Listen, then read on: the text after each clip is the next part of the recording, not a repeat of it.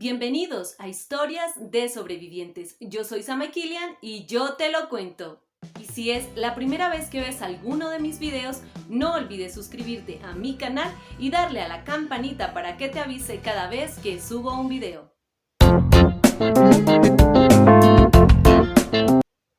Ver morir a varios de sus amigos y estar con vida con otros de sus compañeros sin saber qué hacer en medio del frío y la nieve. Recurrir en extremo a la necrofagia porque se estaban muriendo de hambre hizo que para Roy Harley un viaje de ensueño junto a sus compañeros del equipo de rugby amateur Ulf Christians de Montevideo, Uruguay, se convirtiera en todo un reto de supervivencia que les cambiaría la vida por completo. El 13 de octubre de 1972 es una fecha que ha quedado en la memoria histórica de la aviación y también de esos milagros que impactan las vidas de las personas en un abrir y cerrar de ojos. Y es que no es para menos cuando regresamos casi 49 años atrás a la tragedia de los Andes, o mejor llamada el Milagro de los Andes. Un vuelo fletado que cubría la ruta Montevideo-Uruguay con destino a Santiago de Chile, que transportaba 45 pasajeros y la tripulación, incluidos 19 miembros del equipo de rugby Hull Christian Club, junto con sus familiares, simpatizantes y amigos. Mientras cruzaba los Andes chocó con una montaña, cortando primero las alas del avión y la cola. El resto del fuselaje se deslizó por la montaña unos 725 metros antes de chocar contra el hielo y la nieve en un glaciar. Al parecer, el copiloto, que en ese momento era el piloto al mando, creyó erróneamente que habían llegado a Curicó, Chile, a pesar de que la lectura de los instrumentos decía que no. Entonces la aeronave comenzó a descender y fue ahí, en ese momento, cuando se ocasionó el accidente.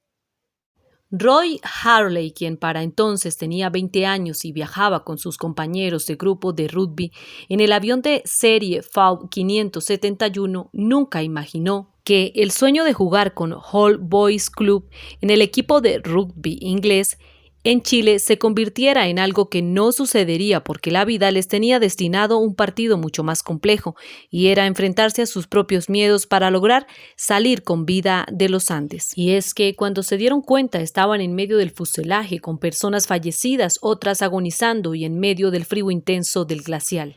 Una situación bastante difícil que él y sus compañeros no alcanzaron a imaginar lo que esto significaba, porque no contaban con alimentos ni agua, tampoco con abrigos para poder soportar el frío y mucho menos medicamentos para los heridos.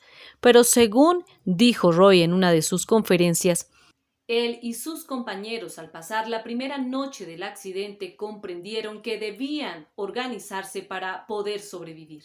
Entonces, como algunos de los jugadores de rugby estaban estudiando medicina, comenzaron a atender a los heridos. Empezaron a liberar a los heridos que estaban atrapados en los asientos, también a recuperar el equipaje y comenzaron a buscar qué les podría servir para usarlo como ayuda en esos momentos. Poco tiempo después hallaron una radio y Roy, quien apenas había cursado el primer año de ingeniería, sabía que con un cable de cobre podría aumentar la señal de la antena. Así pudieron enterarse a través de una emisora uruguaya que los estaban buscando. Así que confiaron plenamente en que pronto los encontrarían. Pero 10 días después del accidente encendieron nuevamente la radio y se dieron cuenta que habían suspendido la búsqueda del avión. Hubo un silencio total. Sin embargo, para ellos, aunque existían momentos de discusión, desesperación porque todos los creían muertos, para Harley la idea de saberse vivo y poder decírselo un día a sus padres lo mantenía con fe y esperanza de volver a verlos. Y aunque esta noticia los dejó tristes, también los motivó a seguir luchando para salir de ahí. Entonces, la Sociedad de la Nieve, nombre que habían elegido para llamarse por estar sobreviviendo en esas circunstancias, decidieron organizarse nuevamente mirando la manera del cómo podrían hacer para no morir del frío ni del hambre porque empezaban a tener síntomas y aspecto de desnutrición, malestares, a la falta de comida y de agua.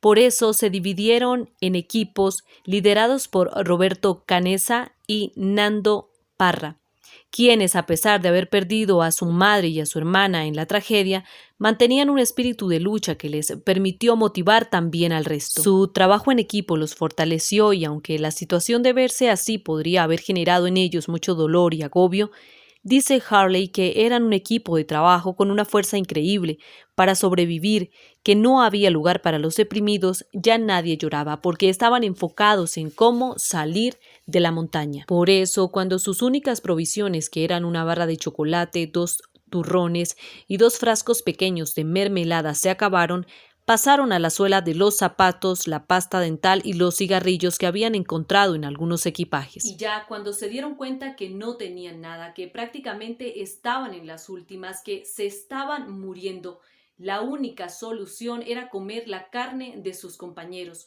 una decisión muy difícil para ellos. Porque eran personas, fueron sus amigos, conocidos, pero las ganas de sobrevivir eran más fuertes. Así que los encargados de generar los cortes fueron los estudiantes de medicina que con vidrios, navajas extrajeron la carne que comían. Y para pasar el tiempo por las noches oraban, se contaban historias, anécdotas que les daban alegría mientras todo pasaba. Pero una noche, mientras todos dormían, hubo un alud y murieron 2 de sus mejores amigos, Gustavo Nikolic y Diego Storm, entre otros.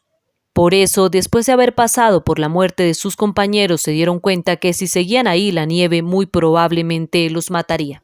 Entonces decidieron salir y buscar ayuda. Después de 69 días después del accidente, con largas caminatas por medio de los Andes, Parrado y Canesa, vieron la orilla del río al arriero Sergio Catalán, quien los ayudó, y horas más tarde el resto que permaneció en la montaña se dio cuenta que sus compañeros habían llegado cuando escucharon la noticia por la radio y finalmente ellos serían rescatados. Fue así que después del accidente Harley y sus compañeros se dieron cuenta que la difícil situación que les había tocado les había dejado una gran enseñanza. Y es que duraron tiempo hospitalizados en la capital chilena. Harley estuvo en estado crítico, no podía ingerir alimentos, pero se fue recuperando poco a poco. Y ya después del accidente no vio ningún psicólogo, volvió a la universidad, se casó mucho tiempo después, demoró algunos años en volver a subir en un avión, pero lo hizo en 1975. Su viaje de bodas, por su trabajo, y él es una persona que le gusta salir y conocer, aprender. Después de algún tiempo, Roy obtuvo éxito en su carrera, pero decidió también comenzar con sus conferencias motivacionales, contando su historia en muchos lugares del mundo, motivando a otros a seguir adelante y sobrepasando las cordilleras propias que según él todos tenemos. El milagro de los Andes es una experiencia que no solo nos deja mucho que aprender, sino que también nos deja otra visión de cómo la vida nos da otra oportunidad y cómo valoramos esa nueva oportunidad y cómo a partir de los hechos se enfoca una decisión que nos puede ayudar a sobrevivir pese a las circunstancias. Bueno, amiguitos, y si les gustó el contenido de mi canal, no olviden suscribirse, darle me gusta y compartir. Nos vemos en la próxima. Dios los bendiga. Chao, chao.